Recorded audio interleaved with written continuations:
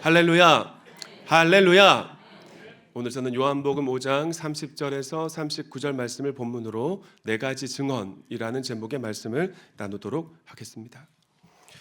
우리가 신앙생활 하다 보면 가끔 의심이 찾아올 때가 있습니다. 정말 하나님이 존재하시는가? 천국과 지옥이 있다고 하는데 정말 있는가 하는 의심이 들 때가 있는 것입니다. 이런 의심은 현대인들이 이 톱니바퀴처럼 바쁜 삶을 살아가다가 문득 돌아봤는데 하나님 없이도 세상이 너무 잘 돌아가는 것 같아 보이는 거죠. 그때 드는 것 같아요. 또 예수 잘 믿는 사람이 직장을 잃는다든가 하나님을 잘 섬기는 사람에게 불행의 소식이 전해졌을 때 질병이 찾아왔다는 등등 마음속에 의심이 찾아옵니다. 정말 하나님이 계신다면 예수 잘 믿는 사람에게 어떻게 이런 문제가 있을 수 있나? 내가 믿는 신앙이 사실인가 하는 의심이 드는 것이죠. 과거에 저는 신방하고 교회로 돌아가는 길에 문득 이런 생각이 들었습니다. 혹시라도 내가 이 땅에서의 삶을 마쳤는데 이 기독교가 진리가 아니고 다른 불교 뭐 이런 종교가 진리면 어떡하나? 이 부모님이 교통사고를 당하신 후에 그 슬픔을 이기지 못한 남동생까지 자살한 자매를 신방하고 돌아오는 길에 든 생각입니다. 제가 이 생각하고 있다는 것이 제 목사인데 그 사실 너무 놀라서 지 목사 왜 이래 정신 차려야지 이러고 다시 털어냈던 적이 있는 것 같아요. 목사도 이런 의심이 찾아올 때가 있으니까 우리 성도님들은 오죽하시겠습니까? 안 그런 분도 계시겠지만 한번 생각해 보시죠. 만약 이런 의심이 우리에게 절대로 생기지 않는다면, 또 모든 사람이 신앙을 가질 수 있다면 오래 가진 믿음과 신앙이 뭐가 그리 귀하겠어요? 다 갖고 있는데 의심의 여지가 있고 안 믿을 수 있는 소지가 꽤 있음에도 불구하고 그래서 잠시 잠깐 흔들릴 때도 있지만 믿음을 굳게 지키고 있기 때문에 귀한 건 아니겠어요? 성도님들, 우리는 눈에 보이는 우상을 섬기는 사람들이 아닙니다. 육신의 눈으론 볼 수 없지만 살아계신 하나님을 섬기는 사람들인 줄 믿습니다. 그러니까 우리에게 의심이 당연히 있을 수밖에 없는 거죠. 그러나 답을 찾아가는 과정이 있어요. 그 답을 찾아가는 과정을 통해 의심은 우리의 신앙을 성장하게 하는 자연스러운 영의 양식이 될 수 있는 것입니다. 그런데 용수철을 이렇게 누르려고 하면 각 힘을 눌러도 잠깐 있는 것 같지만 나중에 결국은 더 강한 반발력 가지고 팍 튀어오르잖아요. 의심도 마찬가지입니다. 지워버리려면 하고 애를 쓰면 쓸수록 계속 그 생각하는 겁니다. 더 떠오르고 그다음 마침내 마음을 장악해버리는 그런 나쁜 경향이 있는 것 같아요. 그리고 우리가 어떻게 해야 되는가? 저를 따라합시다. 의심과 대결해서 이기려 하지 말고 믿음의 근거를 찾아보라. 우리가 믿기로 결정했을 때는 이유가 있었습니다. 믿을 만한 이유가 있었다는 겁니다. 마음에 의심이 찾아왔을 때 내가 왜 그때 믿기로 했었나? 어떻게 신앙을 시작했나? 지금 내가 믿고 있는 믿음의 근거가 무엇인가? 그 기초로 돌아가야 되는 겁니다. 다시 한번 신앙의 기초를 확인하시는 성도님 되시길 부탁드립니다. 그것이 의심에서 벗어날 수 있는 효과적인 방법이고요. 혹시라도 믿음의 기초가 견고하지 않아서 의심이 찾아올 수 있거든요. 보수할 수 있는 기회가 될 수 있기 때문에 그렇습니다. 지난주에 우리는 삼위일체 하나님에 관해서 살펴보았는데요. 성부 하나님은 성자 예수님에게 두 가지 사역을 위임하셨습니다. 첫째가 뭡니까? 네. 둘째는요? 네. 여러분, 예수님이 하나님을 아버지라고 부르시면서 유대 지도자들을 향해 유대인들에게 이런 말씀을 하신 거예요. 그때 유대 지도자들이 예수님 말씀이 믿어졌겠습니까? 바꿔 생각해 보면 외적으로는 별 볼 일 없어 보이는 목수입니다. 그것도 갈릴리라는 시골 마을에서 온 지역에서 온 30살 남짓한 청년이 하나님을 막 아버지라고 부르는 거예요. 그리고 나한테 하나님이 심판권을 맡겼답니다. 너희들 이 세상 떠난 다음에 심판대 앞에 선다. 그때 재판장으로 서서 너희를 재판할 사람이 바로 나라고 말씀을 하시니 얼마나 유대 지도자들이 불쾌했겠어요. 예수님은 하나님이십니다. 모든 것을 알고 있는 그런 유대자들의 지도자들의 생각과 마음을 꿰뚫어 보시곤 이렇게 말씀하셨습니다. 31절 말씀 함께 읽습니다. 시작.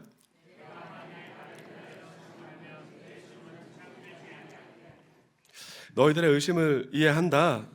너희들에게 내 말을 믿지 않을 수 있는 자유가 있지만 분명한 것은 나는 너희에게 영원한 생명을 줄 수 있는 권리를 하나님으로부터 위임받았다. 그리고 네 가지 증언에 관한 말씀을 이어가셨습니다. 예수님이 하나님이시라는 사실에 관한 첫 번째 증인은 첫째, 세례 요한의 증언입니다. 누구의 증언이요? 세례 요한. 33절 말씀인데요. 33절 말씀도 함께 읽으실까요? 시작.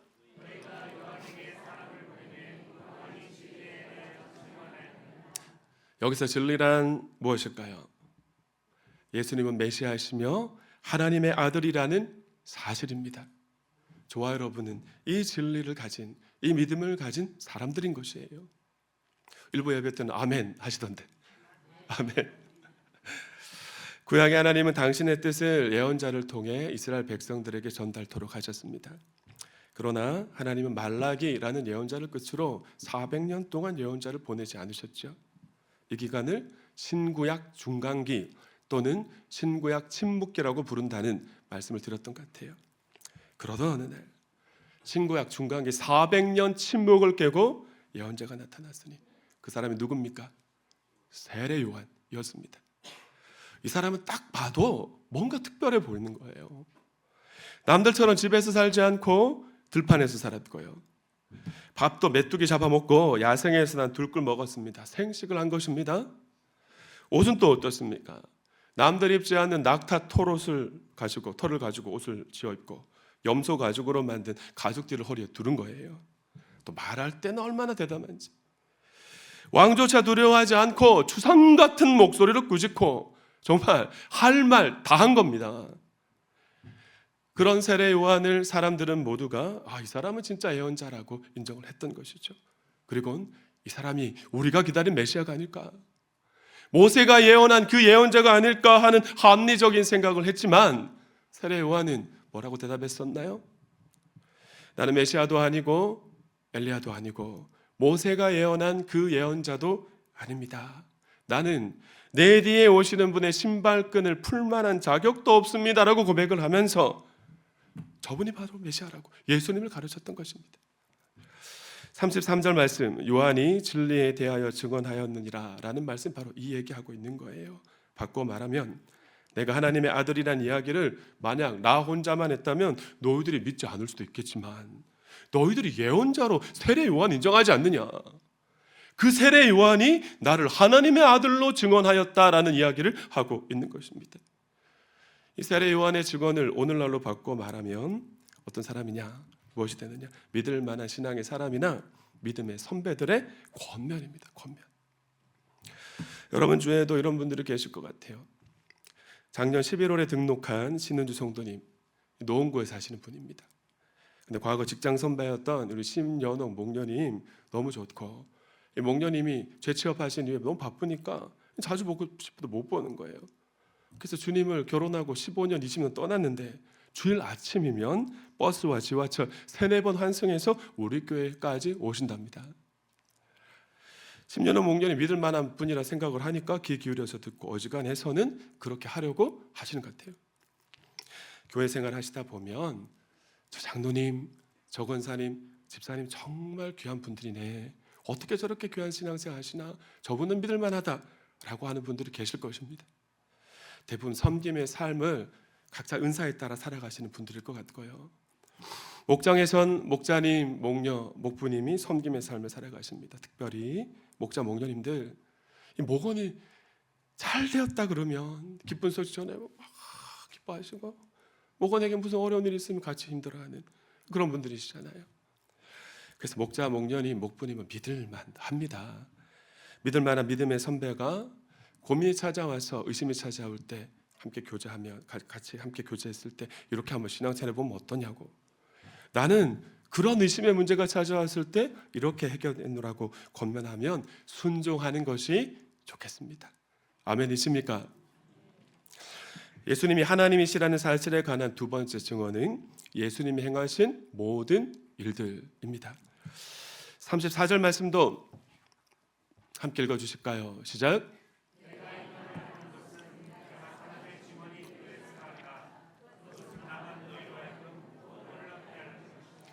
세례 요한이 그렇게 나를 증언했다고 해서 너희가 나를 하나님의 아들로 믿을 것이라고 생각하지 않는다라는 말씀이 그렇게 믿지 않고 있고, 오늘날 우리에게 또 바꿔 적용하면 어떻게 되느냐. 만약 우리의 믿음의 기초가 믿음의 선배들, 목자, 목녀님, 교육자들의 겉면뿐이라면 너무나 기초가 허약하다는 것입니다. 36절 말씀 보실까요? 그러나 나에게는 요한의 증언보다 더 큰 증언이 있다. 그 증언이 뭐냐? 아버지께서 나에게 완성하라고 주신 일들. 개역개정 성경에서는 역사로 번역되어 있죠. 곧 지금 내가 하고 있는 바 바로 그 일이 아버지께서 나를 보내셨다는 것을 증언하여 준다. 개역개정 성경 역사로 번역하고 있는데 이건 히스토리가 아니라 works, 일들입니다. 예수님이 땅에 오셔서 하신 일들. 지금까지 여러분이 요한복음 설교회를 들으신 바에 의하면 예수님이 이 땅에서 무슨 일들을 하셨었나요? 물을 포도주로 바꾸셨습니다.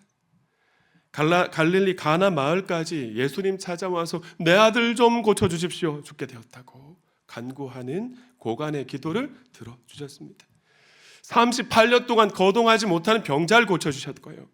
보리떡 5개와 물고기 2마리로 남자만 5,000명을 먹이고도 12광주리를 넘기신 줄 믿습니다.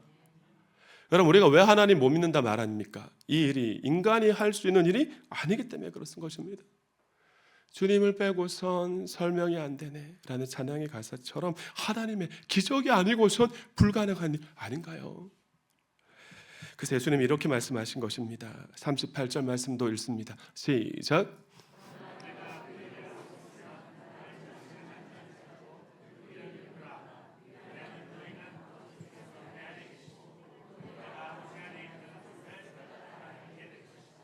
너희가 나를 하나님의 아들로 믿지 못하겠다면 뭘 보라는 겁니까? 내가 행한 일들을 보고 믿으라는 것입니다. 38년 된 병자가 고침받은 일이 사람의 일으로 가득하나 한 일이냐고. 내가 행한 표적들을 보고 믿으면 내가 삼위일체 하나님이란 사실을 너희가 깨달아 알게 될 것이라고 말씀하고 있는 것이에요. 할렐루야. 우리도 마찬가지입니다. 우리 주위에 마음을 좀 열고 주위를 둘러보면 하나님이 행하신 일들이 얼마나 많은지 쉽게 발견할 수 있는 것 같아요. 아버지 장례식에서도 눈물 흘리지 않는, 그렇게 안 왔다 고백하는 강박한 남자 집사님들이 예수 영접하고 그냥 찬송만 부르면 눈물을 뚝뚝 흘리고, 세상에 나밖에 없는 것처럼 살던 이기적인 사람이 막 다른 사람도 섬기기 시작하고, 무슨 문제 생기면 자기 잘못을 넘고 남 탓하던 사람이 내 탓입니다 라고 고백하면서 하나님 앞에서 회개하고, 술 담배가 안 끊어져서 고민하던 사람이 예수님을 만난 후로부터 나쁜 고를 고치고 주초를 끊는 기적 같은 일이 일어나고 있는 것입니다. 우리가 믿는 예수님이 그저 위인에 불과하고 4대 성인 중에 한 사람에 불과하다면 어떻게 이렇듯 예수 믿고 변화된 사람들이 차고 넘칠 수 있겠습니까? 예수 그리스도는 어제나 오늘이나 영원토록 동일하시느니라.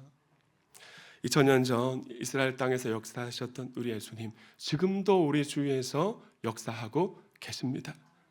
여러분, 아멘이십니까? 우리가 예수님이 우리 주변에 행하신 일들을 봅니다, 듣습니다. 그런데 마치 예수님이 아무런 일도 행하지 않으신 것처럼 관심을 가지지 않아서 그렇지, 2000년 전에 일하셨던 우리 주님이 지금도 나와 나의 가정을 위해 일하고 계신 것이죠.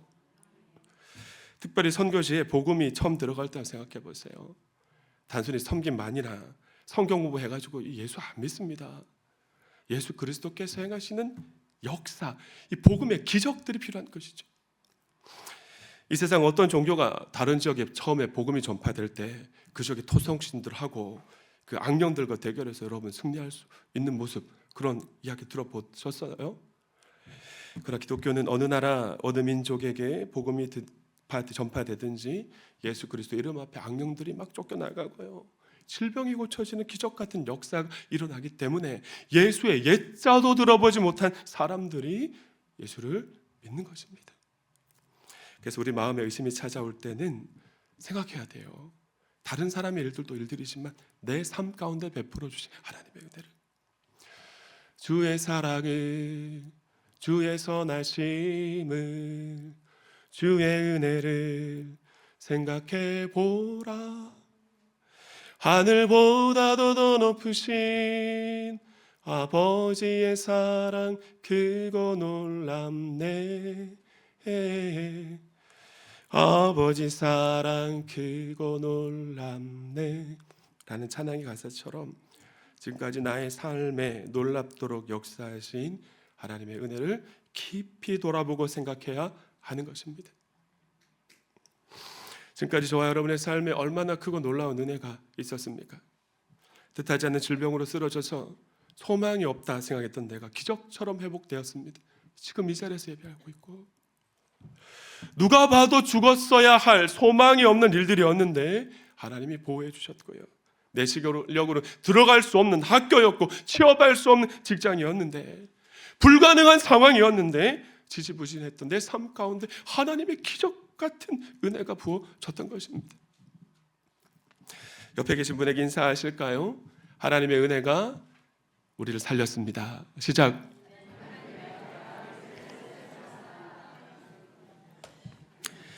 예수님이 하나님이시라는 사실에 관한 세 번째 증언은 하나님의 음성입니다. 37절 말씀도 함께 읽어주실까요? 시작.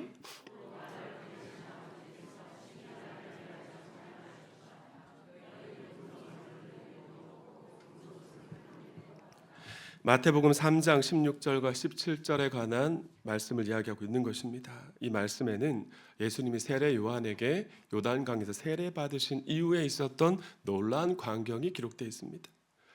세례 받으신 후 예수님이 물 위로 올라오실 때 성령 하나님이 비둘기와 같은 모습으로 예수님 위에 임재하셨고요, 하늘 소리가 들렸어요.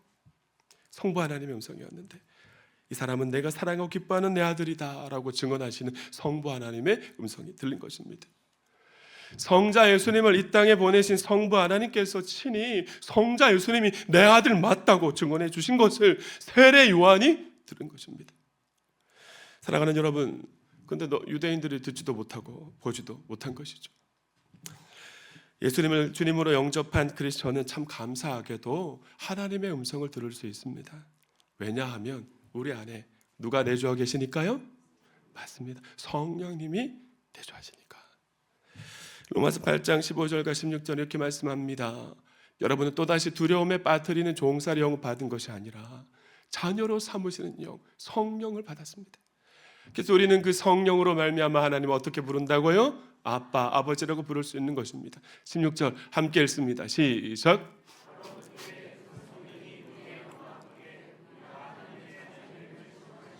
아멘. 성령 하나님은 예수님을 주님으로 영접하고 하나님의 자녀가 된 크리스천이 아니면 절대로 내주하실 수가 없는데요, 우리 안에 내주하시는 성령님의 존재 자체가 저와 여러분이 구원받은 하나님의 자녀라는 사실에 대한 증언이라는 것입니다.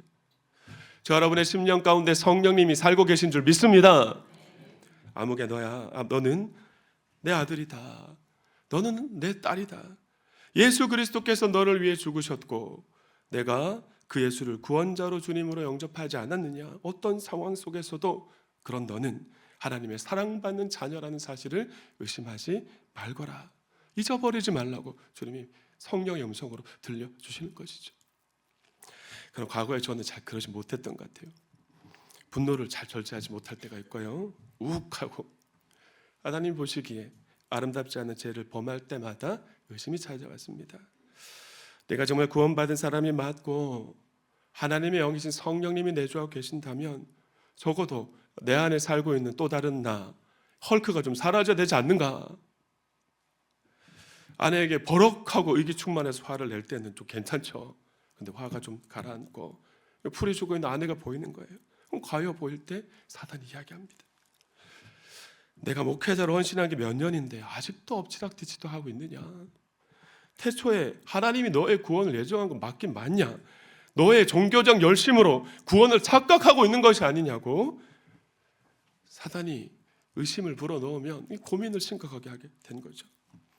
그러나 그런 의심은 성령님의 의심이 아니라 사단 마귀가 주는 생각이라는 사실을 믿으시기 바랍니다. 왜일까요? 저를 따라합시다. 열매를 보면 나무 안다. 왜냐하면 성령님은 우리를 살리시는 영이시고요, 긍정의 영이시기 때문입니다. 절대로 성령님이 주시는 열매는 우리에게 우울한 감정이나 부정적인 상황이 아닙니다. 우울한 감정 안에 머물러 있지 마시고 하나님 앞에 나가 기도하시길 부탁을 드립니다. 자, 그렇게 기도할 때마다 제 안에 살고 계신 성령님은 따뜻한 음성을 주셨어요. 대훈아, 내가 너 살리려고 죽었다. 너 그거 잊어버렸니? 너는 내 아들이다. 내가 너를 불렀고 내가 너를 목사로 세웠다. 과거를 생각해 보렴. 너 얼마나 달라지고 성장했니? 나는 그런 내가 너무나 자랑스럽구나. 제 안에 내주하시는 성령님의 음성이었습니다. 만약 여러분 안에 성령님이 살고 계신다면 세미하게 들려주시는 그분의 음성을 들으실 수 있을 것입니다. 너는 내 아들이다, 내 딸이다. 나는 너가 죄와 싸우려는 그 애씀을 고마워한다. 지금은 아직도 그 자리, 내가 원하는 그리스도 형상까지는 도달하지 못했다 할지라도 언젠가 너는 나의 뜻대로 살아가는 하나님의 사람이 될 것이고 내가 반드시 그렇게 해 주리라. 그래서 생명의 삶 시간에 성령님을 체험하는 시간을 가지는 것입니다. 일부 예배 시간 참석하셨던 우리 도문구 성도님, 예수 안 믿으신 분이셨잖아요. 뇌출혈 때문에 극적으로 예수 믿게 되셨는데, 급할 땐 예수 믿겠다 오셨지만 또 마음에 의심이 찾아오셨는데 생명의 삶, 제가 전화해서 함께 하자 하셨고 지난학기에 수강하셨잖아요. 성령님 체험하는 시간에 그분이 고백하셨습니다. 제 안에 주님이 살고 계신 게 느껴진다. 이 시간 예배하는 모든 분이 우리에게 힘주시는 성령님의 음성을 사모하시길 부탁드립니다. 그래서 성령님의 음성을 들을 수 있는 기도의 자리에 좀 나오셔서 세미하게도 말씀하시고 강력하게도 말씀하신 성령님의 음성을 들으시길 축원합니다. 자, 그럼 마지막 네 번째 증언은 뭔가? 성경의 증언입니다. 39절 말씀 함께 읽습니다. 시작.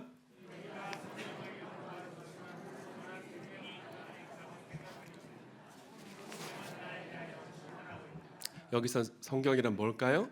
우리가 가지고 있는 성경이겠습니까? 구약 성경이고요. 더 정확하게 말하면 모세가 쓴 5권의 율법서, 모세오경입니다. 39절 말씀 바꿔 말씀드리면 이렇습니다. 너희는 영원한 생명을 얻을 수 있다는 생각으로 모세가 쓴 너희가 존경하는 율법서에 파묻혀 사는구나. 그러나 너희는 나무를 보느라고 하나하나 보느라고 숲 전체를 놓치고 있다. 성경 전체가 나에 관해서 말하고 있는데 그런 내가 너희 앞에 서 있음에도 불구하고 너희는 너희가 원하는 영원한 생명을 나에게 받으려 하지 않는구나. 여러분, 요한복음 5장에 등장하는 유대 지도자들이 왜 트집을 잡았었나요? 하나님께서 모세를 통해 준 십계명 잘 지키려고, 바꿔 말하면 신앙생활 잘하려고 그런 겁니다. 그들은 안식일을 거룩하게 지키려면 장로들의 구전 율법에 따라 아무 일도 하면 안 된다 굳게 믿고 있었는데 안식일 날 예수님 막 38년 된 병자 고치시는 거예요. 또 병자에게 자리를 들고 가라는, 그들은 노동으로 생각하는 그 일의 명령을 하신 것입니다. 그걸 트집 잡은 거죠. 그러나 성경은 누구에 관한 이야기고 누구를 증언한 얘기입니까? 맞아요, 예수님입니다.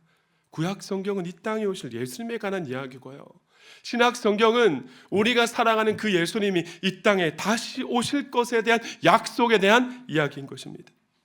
그러니까 우리 마음에 의심이 찾아올 때 어디로 가야 되겠습니까? 성경으로 돌아가야 되는 것입니다. 평소에 성경을 읽으시는 것이 가장 좋고요, 교리를 잘 모르시는 평신도가 성경만 읽으시면 또 오해할 수 있으니까 1년에 한 과목씩 사음공부 수강하라고 부탁을 드리는 겁니다. 지금 우리 할렐루야 찬양대 앉아 계신 우리 황영희 집사님, 새로운 삶 마치신 이후에 소감을 이렇게 나눔하시더라고요. 목사님, 새로운 삶 공부를 마치고 나니까 설교 시간에 목사님 무슨 말씀 하시는지 제가 좀 알겠습니다. 생명의 삶 공부하실 때는 같이 수강하신 분들 기억하실 겁니다. 목사님, 이제 설교, 성경 말씀이 좀 들립니다. 설교가 귀에 들린다 하셨는데 새로운 삶 공부 마치고 나니까 제가 무슨 이야기 하려는지를 아시겠대요. 사랑하는 도안가족 여러분, 우리 인생의 모든 문제 해답이 성경에 있는 줄 믿습니다. 성경으로 돌아가야 됩니다. 말씀을 맺습니다. 테이슨이라는 신학자는 이렇게 말했습니다. 얼치기로 알고 있는 신조 교리보다 성실한 의심 회의 속에 참다운 신앙이 살고 있다. 참 인상적인 말이 아닐 수 없죠. 성도님들, 도마라는 제자의 모습 한번 떠올려봅시다. 이 사람 의심 많은 사람이었잖아요. 부활하신 예수님을 눈앞에 보고도 의심했던 모습만 보면 제자의 반열에 오르기에는 너무나 부끄러운 모습이었습니다. 그러나 그에게 의심의 구름이 다 걷히고 예수님의 부활을 확신한 후에는 조금도 두려워하지 않는 사도가 됩니다. 인도까지 가서 복음을 전하다가 순교하는. 성도님들, 믿음은 회유의 늪을 건너야 됩니다. 이따금 한 번씩 목사님, 저는 한 번도 신앙생활하면서 의심해 본 적이 없습니다. 그런 분들 계세요. 참 좋은 믿음입니다. 귀한 믿음이고요. 그러나 사실 내가 무엇을 믿고 있는지 잘 모를 가능성이 높습니다. 어느 날 문득 의심이 찾아왔을 때 당황하거나 억지로 물러치려고 하지 마시고, 당연한 일이구나, 이를 통해 내가 신앙이 성장하려는 거구나. 아직 예수를 주로 고백하지 못한 분들은 이 의심을 통해 내가 예수님을 더 잘 믿으려고 하나님 이런 생각 주셨구나라고 생각하시기 바랍니다. 그러면서 첫째, 믿을 만한 사람, 믿음의 선배들과 교제하시면서 그들의 말에 권면에 순종하십시오. 두 번째, 예수 그리스도가 우리 주변에 행한 일들, 내 삶 가운데 행한 일을 깊이 생각하시면서 하나님의 행하신 일에 감사하시길 바랍니다. 저는 한 번씩 돌아보면 정말 찢어지게 가난했던 우리 가정이었는데 어떻게 제 동생, 제 여동생, 제가 이 자리에 있는지 너무 하나님이 은혜가 아니고선 불가능한 일 앞에 감사하는 것 같아요. 세 번째, 하나님 앞에 나아가 기도하면서 성령님의 음성에 귀 기울이시고 끝으로 성경 말씀을 통해 인생의 답을, 방향을 찾아가시길 축원합니다. 옆에 계신 분에게 이렇게 인사하실까요?